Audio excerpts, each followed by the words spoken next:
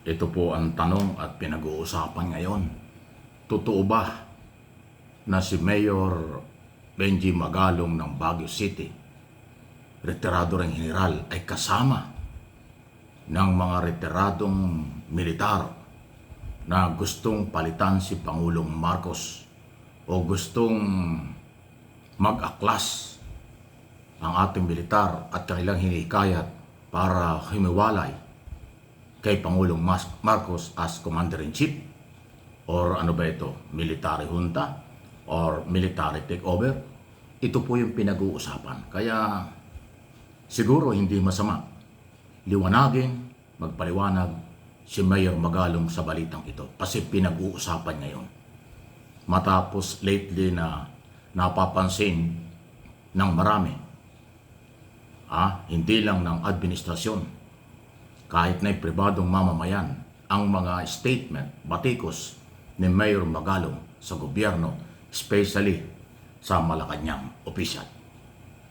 Kaya tuloy ngayon pinag-uusapan ang nauna na balita noong September 21 kung saan nagkaroon po ng malakihang mga rally ang iba't ibang sektor ng ating mga kababayan sa EDSA People Power Monument at saka EDSA Shrine kung saan nandun ako. Kaya sabi ko maraming tao at maging doon sa Luneta dahil nga ho dito sa isyu ng korupsyon.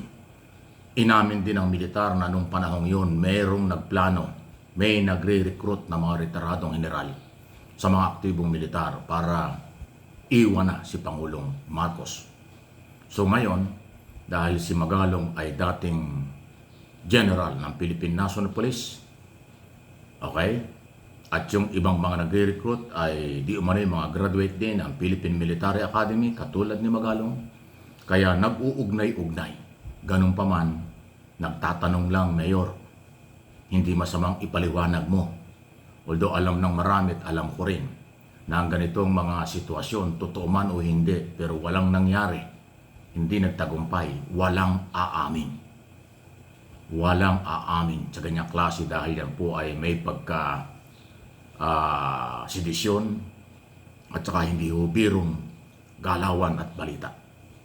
Pero dahil pumutok na itong balitang ito na di umano'y siya'y kasama na na-recruit o nagre-recruit o kasama sa military takeover na plano pero hindi nagtagumpay dahil hindi sumama ang mga aktibong militar sa kailang plano. So, pakiliwanag lang, Mayor.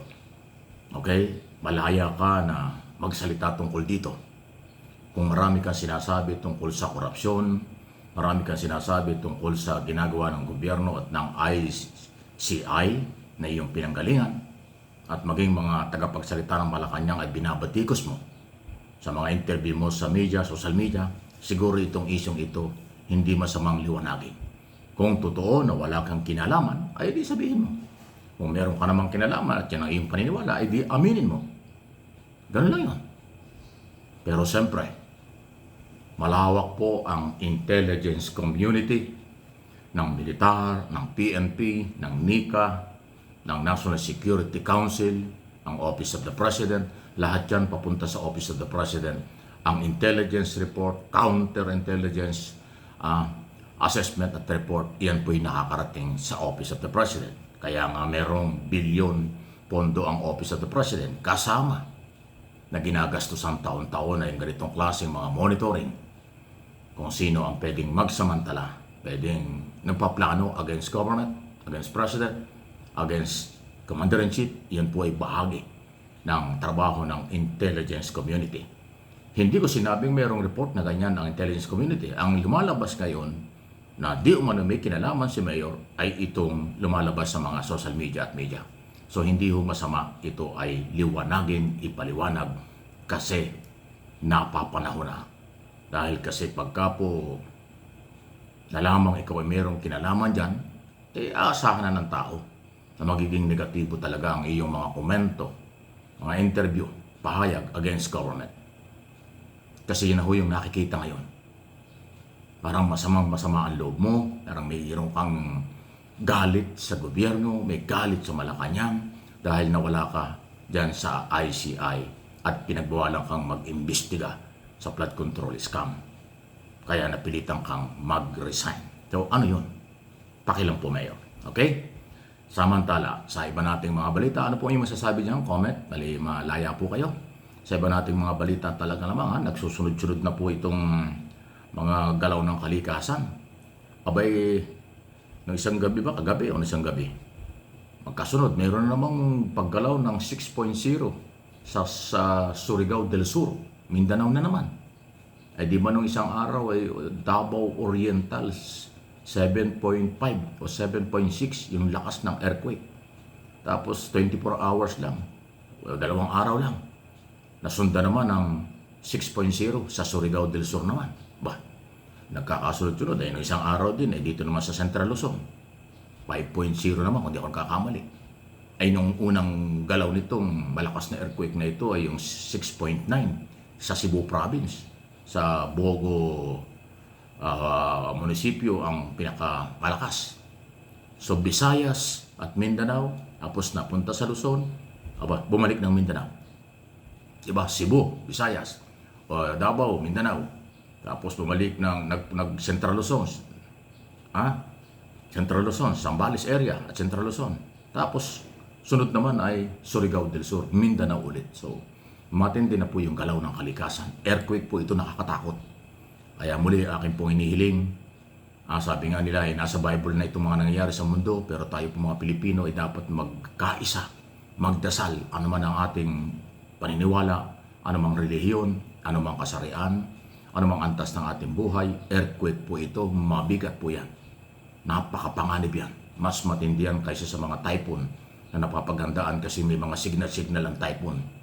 1, 2, 3 po yan, may mga warning. Ay dito po sa earthquake, wala hong warning ito. Bigla na lang. Kaya nga pati PBOX at saka po yung Department of Science and Technology ay nagugulat sa nangyayari. Bakit ang monitor, mabuti na lang at huwag naman sanang gumalaw ang Marikina Port dito sa Maynila at Luzon. Yan ang lagi sinasabi ng PBOX. Pero ayan, nagkasunod-sunod. Cebu, Davao, Central Luzon at Surigao del Sur. Di ba? So Luzon, Visayas, Mindanao. Ingat po, hindi ito pananakot. Kailangan talagang magkaisa at magdasal. Mapagdasal ang mga Pilipino, siguro mas maganda itigil na yung away-away. Mas maganda rin itigil na rin yung pagnanakaw. Baka itong grabing pagnanakaw sa ating bansa, nakawan sa pera ng taong bayan, nasisira ang kalikasan, baka kalikasan na rin ang gumigising sa mga abusado. Kaya lang po nagiging biktima lahat tayo. Pati yung walang kinalaman sa korupsyon, walang kinalaman sa nakawan sa pera ng bayan, nadadamay kapag kalikasan ay nagpaparamdam. Ay anong ibig sabihin nito? Kailangan magbago na po. Magbago na ang mga kawatan, magbago na ang mga abusado. Baka yan ang mensahe ng sunod-sunod na mga kalikasang nangyayari dito sa ating bansa. Maganda ang Pilipinas, mahalin natin ito. Huwag abusuhin at huwag samantalain.